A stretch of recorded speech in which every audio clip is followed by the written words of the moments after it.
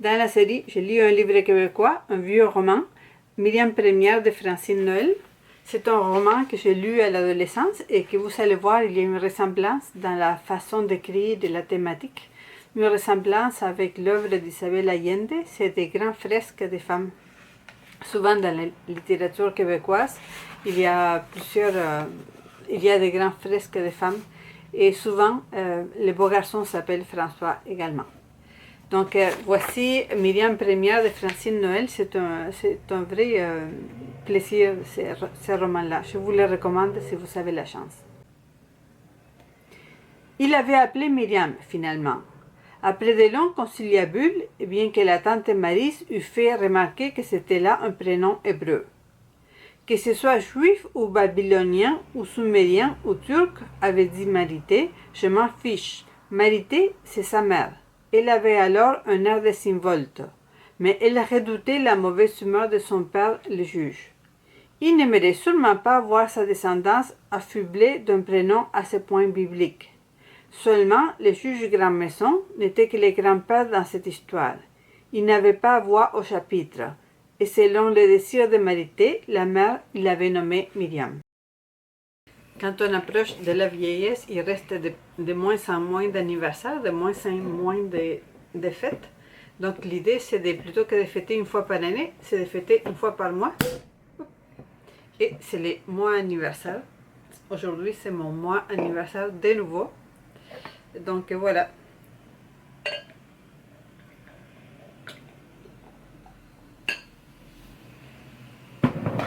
Santé.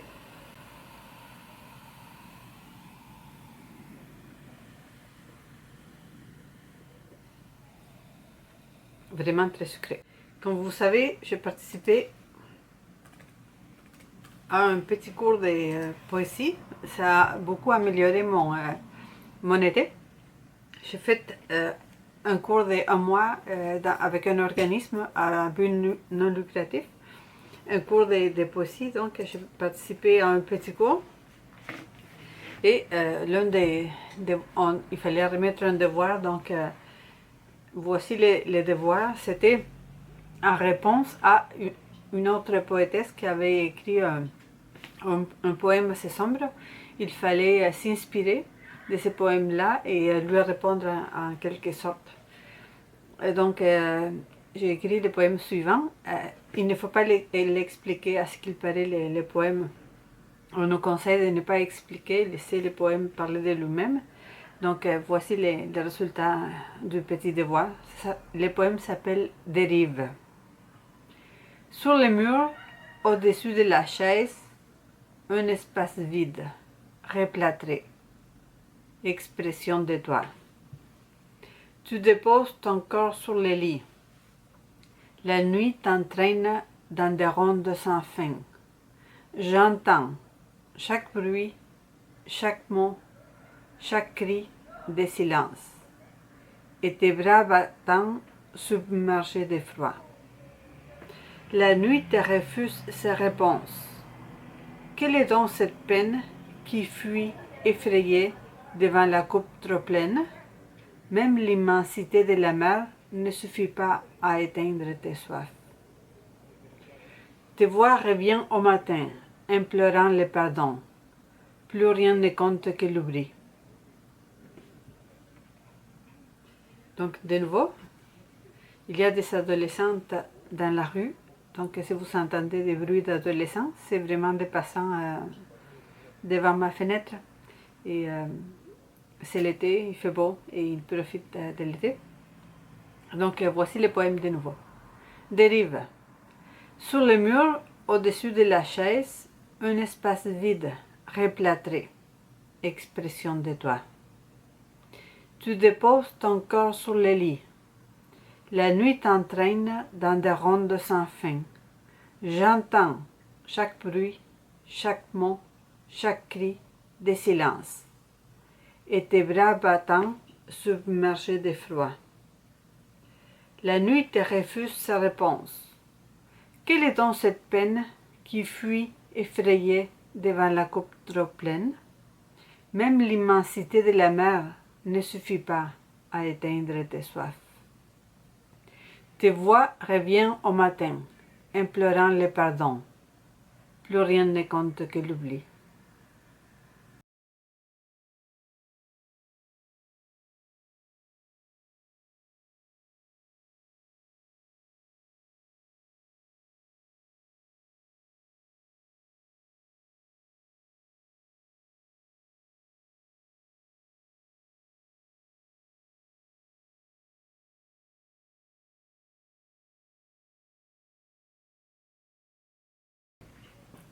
Il y a quelque temps, je me suis demandé qu'est-ce que j'aime. Et c'est étonnant de ne pas savoir ce qu'on aime, mais c'était mon cas.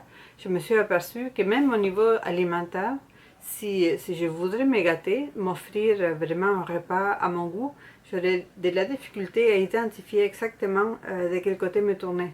Non pas parce que j'aime tout ou que je n'aime rien, c'est que je me suis tellement dépensée dans le fait de cuisiner pour autrui, de faire plaisir à autrui, que je ne sais même pas ce que j'aime du côté alimentaire. C'est vraiment, j'achève bientôt, ça finit bientôt, un bon presque 25 ans, même 30 ans du fait de me dédier à quelqu'un d'autre, de me dédier à la maternité, enfin à la vie de famille. Et au bout de ces 30 années-là d'efforts, on oublie, du moins c'est mon cas, on oublie de ce qu'on aime. Et le fait de recommencer à lire, j'ai toujours lu, j'ai vraiment toujours lu, mais le fait de vraiment m'efforcer à reprendre contact avec la lecture que j'avais tant aimé dans ma vie, c'est l'une des décisions qui arrive au bout au bout de ces 30 années-là d'efforts. C'est la seule pensée de pouvoir recommencer à lire de manière très fréquente me tient, m'enthousiasme. J'ai d'autres projets également pour mon avenir. Mais la lecture est l'une des principales. J'écris depuis toujours aussi, donc le fait d'écrire est également l'un de mes projets. Et le fait de fêter, fêter le temps qui passe, mois après mois, est l'un de ces projets-là. Mais ce qui est étonnant, je parlais récemment avec une personne je parlais récemment avec une personne qui s'entraîne avec moi et je lui ai expliqué que s'il fallait choisir un repas préféré, je ne pourrais pas identifier mon repas préféré. Tant je me suis donné au bien d'autrui et au plaisir d'autrui au milieu dans le cadre de ma famille. C'est la dévotion maternelle, c'est 30 ans d'efforts.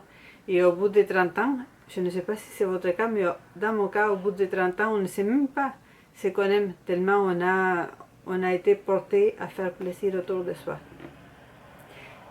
Donc, le fait de reprendre contact avec l'écriture de manière régulière, le fait de réécrire les petits cours que j'ai suivis cet été, ça fait partie d'un programme de préparation, si vous voulez, à la prochaine étape de la vie qui s'en vient, qui est l'étape après la maternité. La maternité dure environ entre 20 et 30 ans, donc c'est quand même un effort énorme, colossal. Vous imaginez 20 ans, 30 ans de se dédier à une tâche et tout à coup, on retrouve la liberté au bout de l'exercice, on retrouve la liberté. Donc c'est un moment super excitant dans la vie, si on veut. C'est retrouver comme il y a 30 ans. Se retrouver comme il y a 30 ans. J'espère que, je ne sais pas où vous en êtes dans votre cheminement de vie. J'espère que vous prenez soin de vous aussi.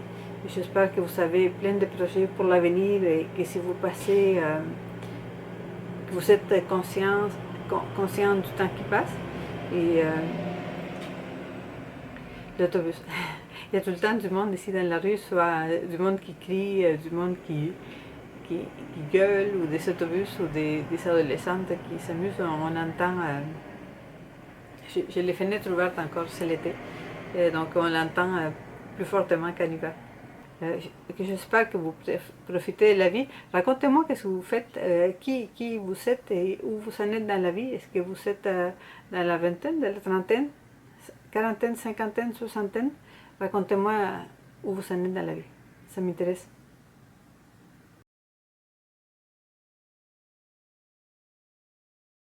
Vraiment sucré, mon Dieu.